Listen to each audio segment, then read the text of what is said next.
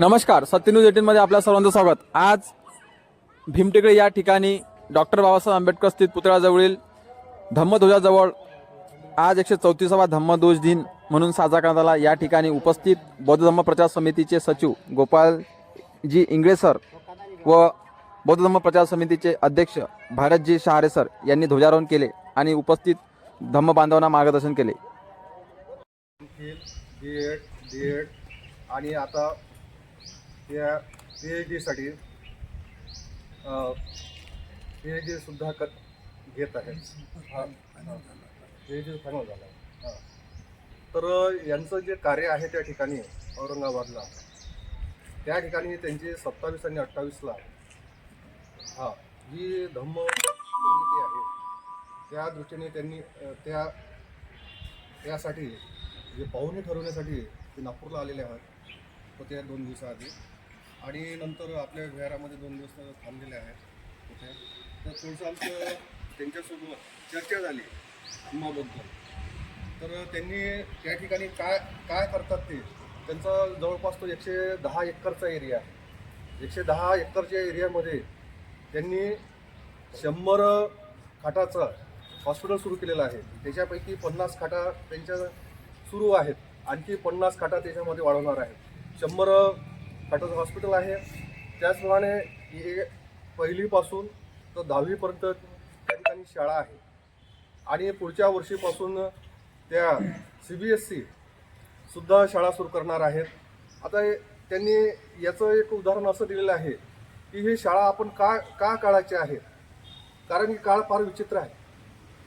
कारण की आपण पाहतो शिक्षण आता ज्या म्हणजे जिल्हा परिषदेच्या शाळा आहेत, जिल्हा परिषद आहे किंवा महानगरपालिका नगर परिषद, ह्या शाळा टोटली बंद करण्याचा एक प्रकारे मानस आहे सरकारचा, आणि ह्या बंद करून राहिल्या।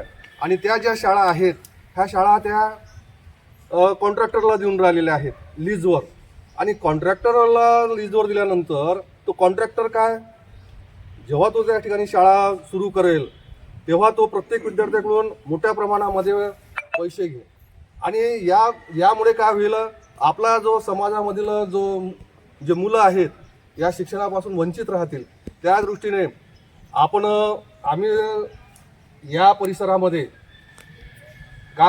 कसं होईल काय होईल, तर आमच्या या समितीमध्ये तो ठराव ठेवू, आणि त्या दृष्टीने आम्ही शाळा सुरू करण्याच्या दृष्टीने आम्ही प्रयत्न करू।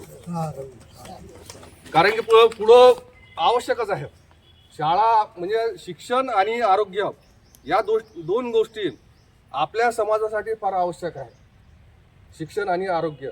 त्या दृष्टीने आम्ही प्रयत्न करणार आहोत।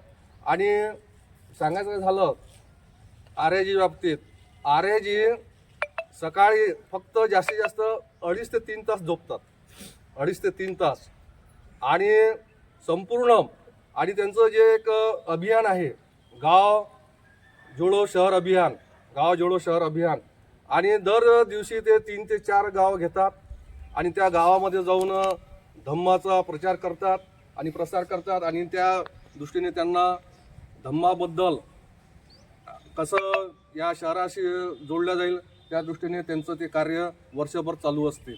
आणि त्यांचं जे कार्य आहे ते मोठ्या स्वरूपात आहे, आणि आपल्याला त्यामधून बरंचसं काहीतरी शिकायचं आहे। आणि त्या दृष्टीने मी असं म्हणतो आर्याजी, तुम्ही कॉन्टॅक्टमध्ये राहा। आम्ही येणाऱ्या ज्या 27 आणि 28ला आम्ही जरूर तुमच्या याच्यामध्ये संगीतीमध्ये येऊ, आणि पुढील जी वाटचाल आहे ही आपल्याला सोबत केले तर सोपं जाईल, आणि या प्रसंगी मी थांबतो।